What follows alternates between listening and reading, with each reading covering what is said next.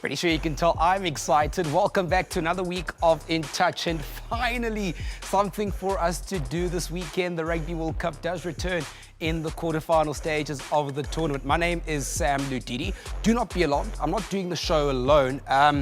Couture is here somewhere. I just got no idea. Yeah, don't worry. There she is, looking beautiful as ever. Thank you. I was catching up on highlights because there's no rugby this week. I've got nowhere to watch the game. I destroyed my TV out of boredom, so I'm going to have to beg, borrow and steal places. Don't worry, there will be a couch for you because people are going to be in the streets everywhere watching Japan and the box. How cool is that? It's going to be absolutely fantastic. What a great way to start off the quarterfinals weekend as well. Australia, they're taking on England. I'm so stoked. The whole weekend is just going to be an absolute mosh pit, but a good one. Yeah, and it's all starting today because we're going to chat to someone who has some inside knowledge of Springbok camp, is very famous for a very famous pass in the Super Rugby. Remember, does this look familiar? This one at the back. I used to try that when I was in school, but it didn't go so well. What are we going to call it? Can we trademark it? Let's trademark it. Give it a name. The Dillyn Leyds. Before we get to Dillyn Leyds, who is our guest for this afternoon on In Touch, you can join the conversation, #SSRugby. And, well, let's have a look at what's been happening in the Rugby World Cup thus far.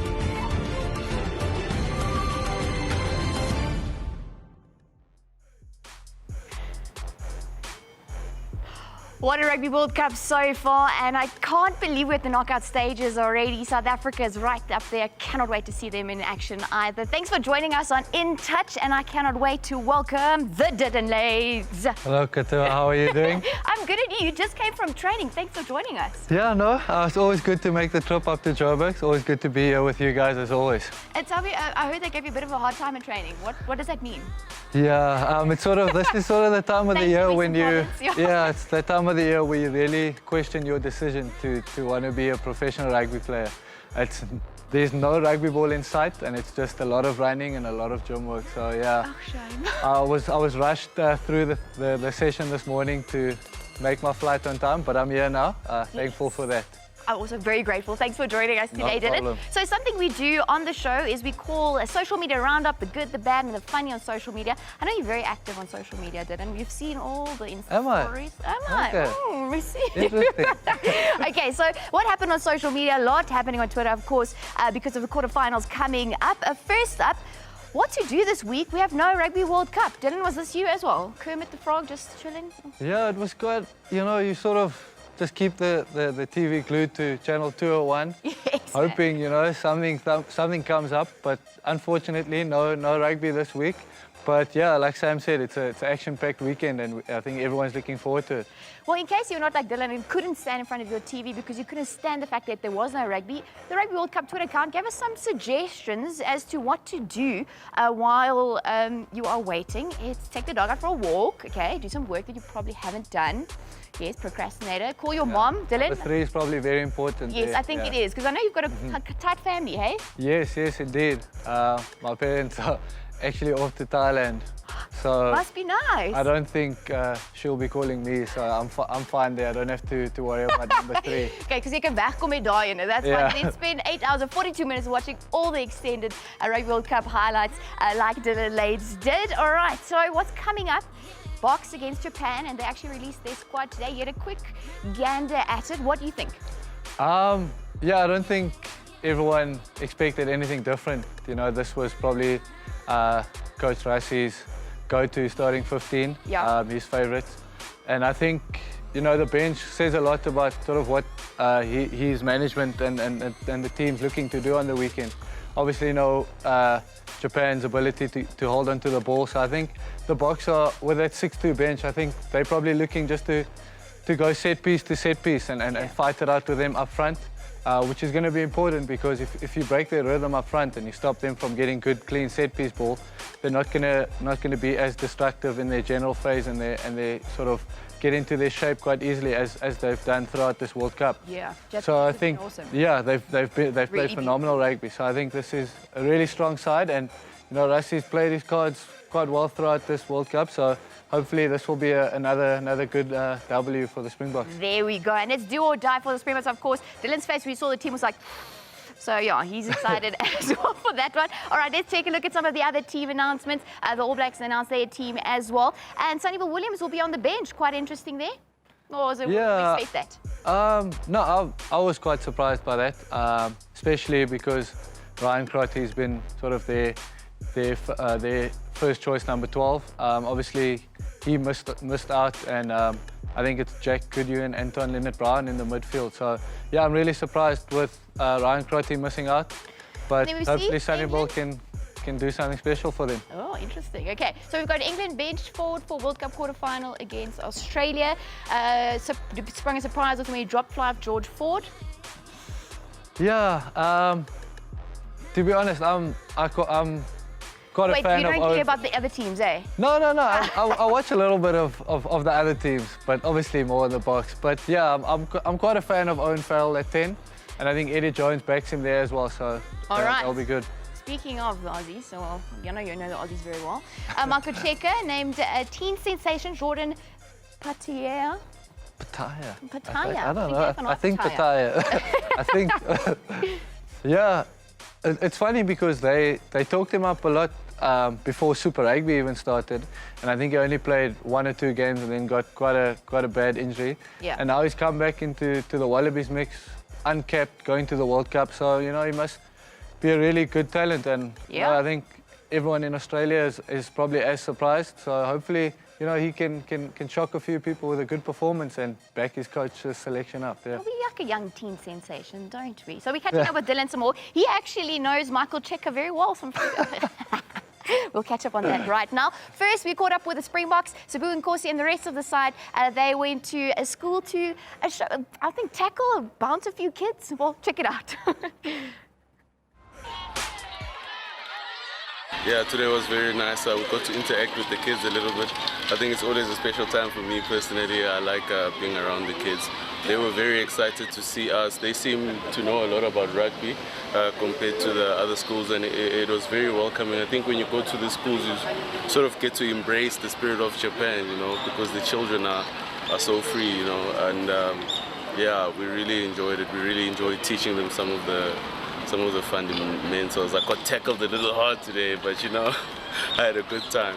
I enjoyed the tug of war. Some of these kids are way stronger than they look, eh? I wasn't that strong as a kid, so I was quite impressed by the way some of them are built. Yeah, I enjoyed the tug of war. I'm sure the other guys did too.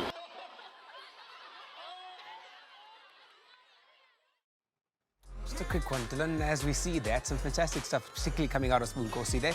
Your thoughts on him as a player and as a person in the team as well? No, I quite enjoy Sabu Nkosi. I was actually speaking to one of the Stormers guys about him the other day, saying it's so funny how when you get to the training field, he's in the zone, he's got his headphones on, and he's the type of guy, he's very competitive and he works really hard. But once you're back on the bus heading to the hotel, he's just keen to chat and have a laugh and have a joke. So no, I quite enjoy Sabu Nkosi. Don't like playing against him because he always always try to get one over you if he knows you personally and that sort of thing. But yeah, really cool guy. With that being said, I mean, we are chatting about Sabu Nkosi. Let's continue to speak about the Rugby World Cup and the Springboks and how they've been doing and such and how things have been going for them. What's your overview on the tournament this far? I think it's been really good. Obviously, the hype regarding the Springboks New Zealand game, the first game of the World Cup for us, it was massive. I mean, it was probably the standout moment of the World Cup for me so far. Obviously, result aside, I think the way Japan and the whole World Cup has gone, it's really good, and I think the Boks have done really well. I think the coach has sort of given everyone a chance at some stage throughout the tournament, which is also good. I think everyone, obviously, it's a really big dream and achievement for these guys to be a part of the World Cup. So to get a couple of minutes or a start here and there, it's really good, and hopefully they can continue their form that they've shown throughout this World Cup. I think it's not going to be as easy as people think. Obviously, everyone's sort of taken aback by Japan's recent results. So, but I think the Boks will come out on top. I think we we're too strong up front for Japan. And like I said, hopefully we can disrupt them at set piece so that they don't get that flow into the game and the energy they get off attack, because that will be quite important for us to stop them there. Now, you and Couture mentioned the other sides as well that are involved in the quarterfinals, your impressions of the teams going forward. Let's chat about the road to the final now in terms of which teams are going to get there. Who do you see in that final game? Yeah, obviously backing the box 100%.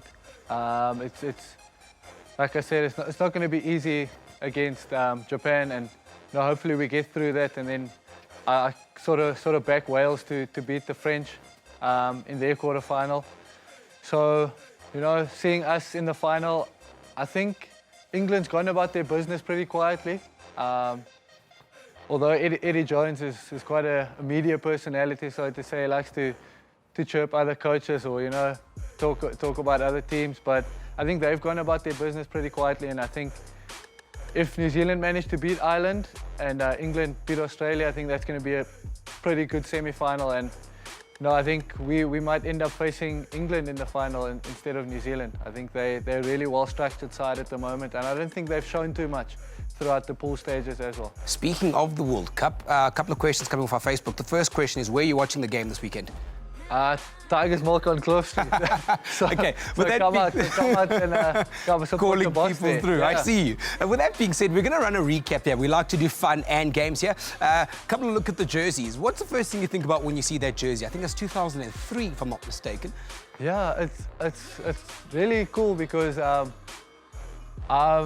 sort of part of the Nike South Africa team. So yeah, to see that Nike swoosh there is the first thing I noticed. But yeah. also that jersey with a sort of the high collar. The high collar. A little bit like me. Yeah, that's an interesting look. On to the next one, 2007. John Smith winning the Rugby World Cup. Their thoughts for you? What's the first thing that pops into the mind? The long sleeve, I like that. Yeah. I remember watching the World Cup final, and Francois Steyn also played in the long sleeve jersey during the final, and that's pretty cool. Yeah. You went to Bishops, you played in the long sleeve when you were at school? No. No, not at all. All right, on to the next one, 2011. Thoughts? Memories, what comes to mind? Should I say this on national television? Yeah, I think this is probably the one World Cup that's still a bit sour for South Africans. Yeah. With obviously refereeing decisions and stuff like that. But I also think we had a very good chance to win this World Cup. Really good squad. But yeah, no, we're not going to get too much into detail there. We've got one more for you, Dillyn. We've got one more. 2015. Memories, any thoughts for you? Quite cool for me because I remember Damian de Linde putting in some good performances during this World Cup, and he's a really close friend of mine. And I think also that epic semi-final against New Zealand and Dwayne's pass, especially against Wales in that quarter-final round his back. You know about passes around the back, don't you? No. I chatted to Dwayne about it. No, I'm joking. Taught him what he knows. We can join the conversation with us and meet us on #SSRugby. If you've got any questions to shoot Dillyn's way, but we are going to be chatting to Dillyn more. But again, something else we like to do is a little game we like to play. It's called What Happens Next. Oof. Video's going to play. We're going to stop the video at some point, and then you need to complete the story for us of what happens next. You ready? Perfect. All right, let's get going with the first video, and you can just pop your eyes onto the screen there. It looks like Cheslin who's scrapped the ball away there. Dillyn Leyds shooting down the middle. Stop right there. What happens next? Close your eyes, throw the ball, and hopefully get into a Stormers player's hand. Let's get going. Let's see what happens. We'll keep rolling with the clip. And there's a bit of a tackle. No ways. Unreal. Is that did you plan to do that? Was that meant to go straight to it? Really, to be honest, people still ask me about that today, and I really don't have an answer. I think it was the adrenaline of the moment. Exactly. Yeah. And as I was falling, I had a quick look and saw Espe Marais to my left, and I saw he was in a lot of space, and I just knew I had to get the ball to him, and hopefully he could run it in. So I think that was the first option, was just to, because I had the ball in my right hand. So it needed to come out. It needed to get out. Everyone been able to challenge me to a few trick shots a couple of weeks ago. Maybe Couture can challenge you to a few trick shots a little bit later on. But we've got another clip. We've got another clip for you in terms of what happens next. And there's a bit of a hoof. Who's that on the ball? Number 11 jersey. Stop right there. What happens next? There's a smile on your face. This is quite funny because as they kicked the ball, Dillyn Leyds shouted, mine, I've got it. And I was coming sort of from in behind him and I shouted, no, leave it, I've got it.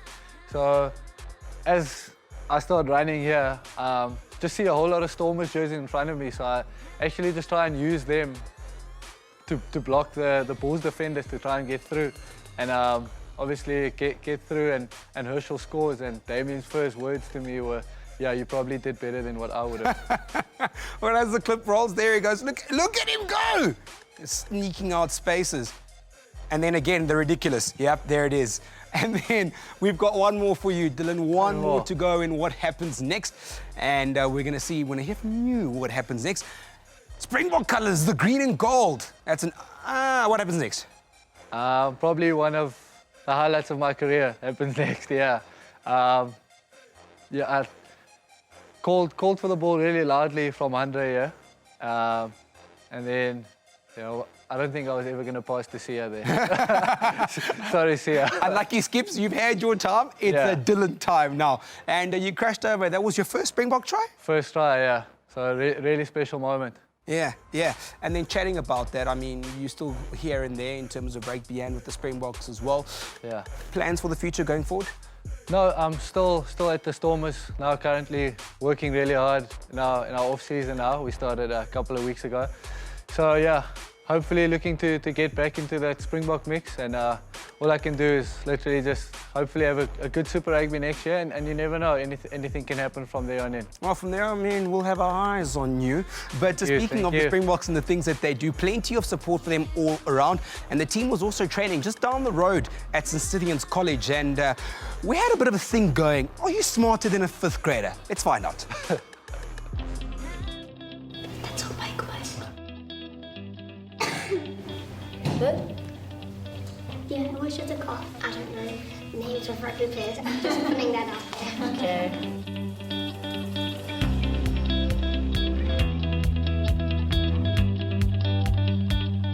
Japan. Japan, yes. Japan. Or Asia. Japan.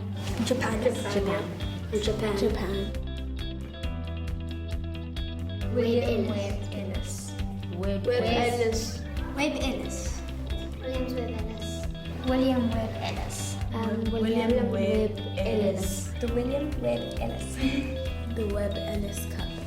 The Webb Ellis Cup, named after William Webb Ellis, who invented rugby. Yes. Twice. 1995 and 2007. Yes, in 2007 and 1995. My mum was married in 2007. Springboks, you've done it once, you've done it twice. I believe that you can do it again. The William Webb Ellis Cup is already lying in your hands.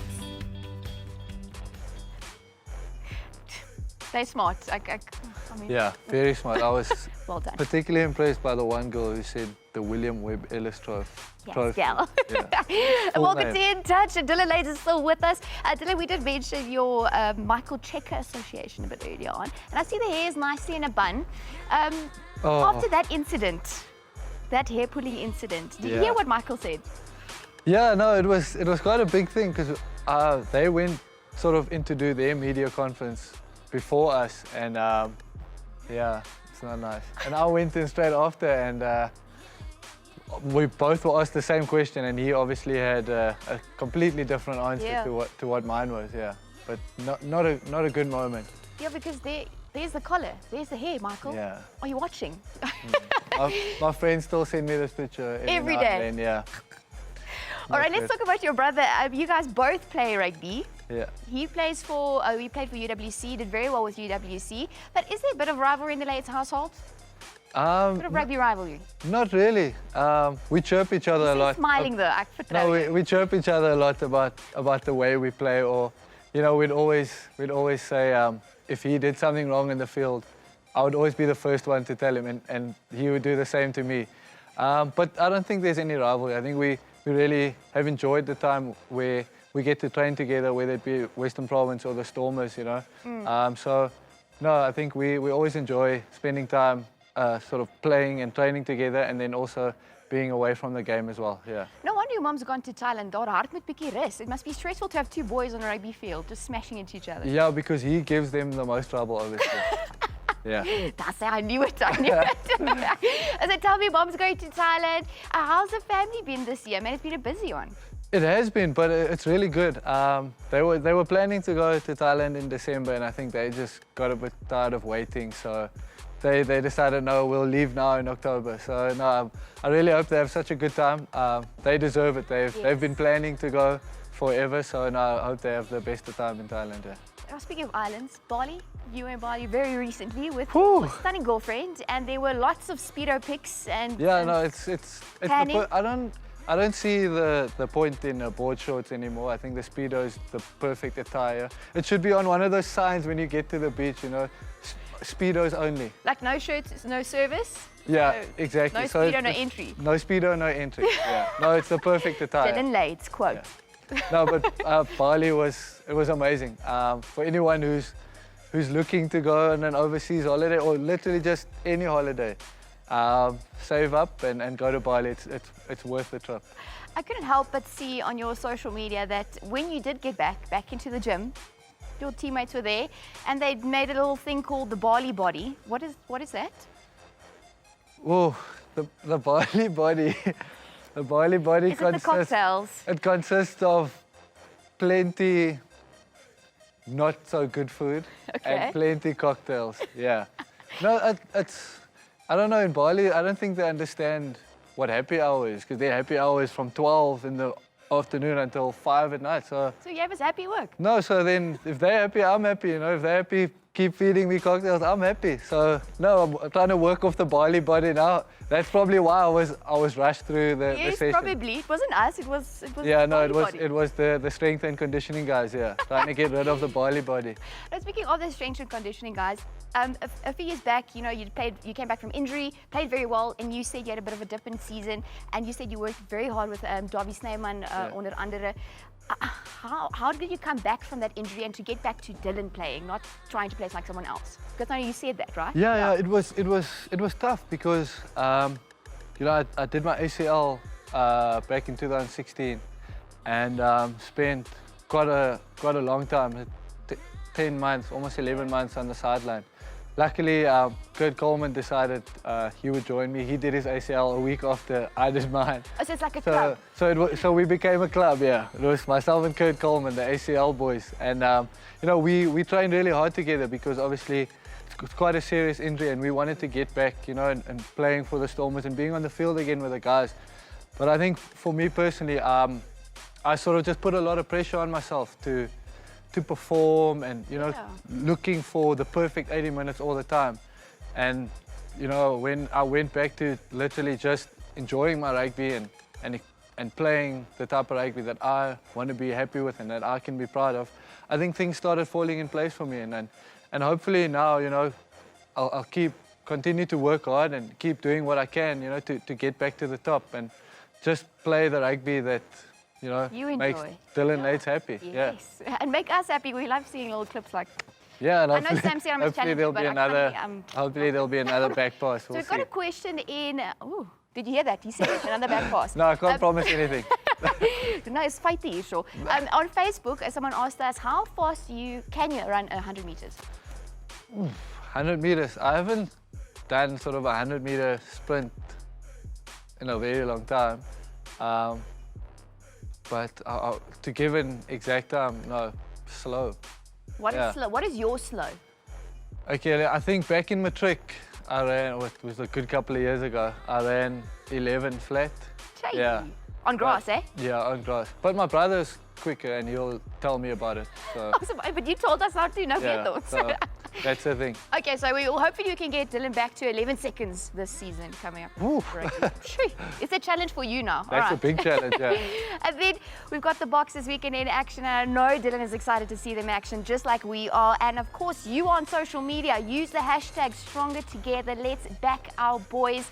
I really am excited to see this clash because, I mean, it's redemption. You know, after losing in 2015. What do you think will be the score? Score, I think it's going to be closer than we expect it to be. but I still think the box by, I'm going to say 12. Yeah. Conservative one. It's a close call. Yeah. And then from your side, Dillyn, final message, a bit of a shout out to the box, if you will. What do you have to say to the guys? I think, yeah, don't think there's much I can say to them, but I think just really, enjoy what's left. I think, it's 3 hard. It's going to be 3 hard weeks to get to the final.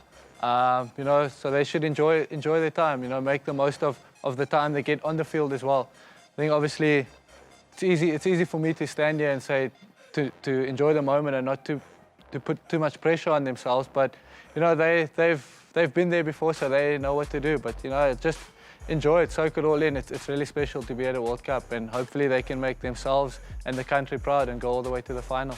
Very special message from Dillyn. Special words, yeah. We actually also have a very special message for our Multi-Choice Lifetime Awards. Yeah, of course. We've got our Multi-Choice Group Lifetime Awards coming up. And it's a very big thank you to all of you guys for supporting us as well, because we are through you. So very big thank you, rather, for your support. Stronger together. Yeah, we are. Hashtag I didn't come up together. with that. It's right.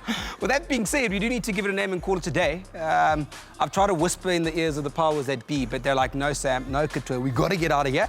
And Dillyn's got to get back to Cape Town because his team's calling. Apparently, you got into a bit of trouble as well, but it's okay. No, we won't get. We won't get into that. Join us in conversation on Twitter or Facebook, hashtag #SSRugby. It's been a fantastic and a phenomenal show having you. Myself and Couture, we're back again next week. Otherwise, you can catch us on SuperSport 8 p.m. this evening. From yourself, madam, it is a goodbye, yeah? Go Bokke! Yeah, go the box. Bye. Cheers, have yourself a fantastic one.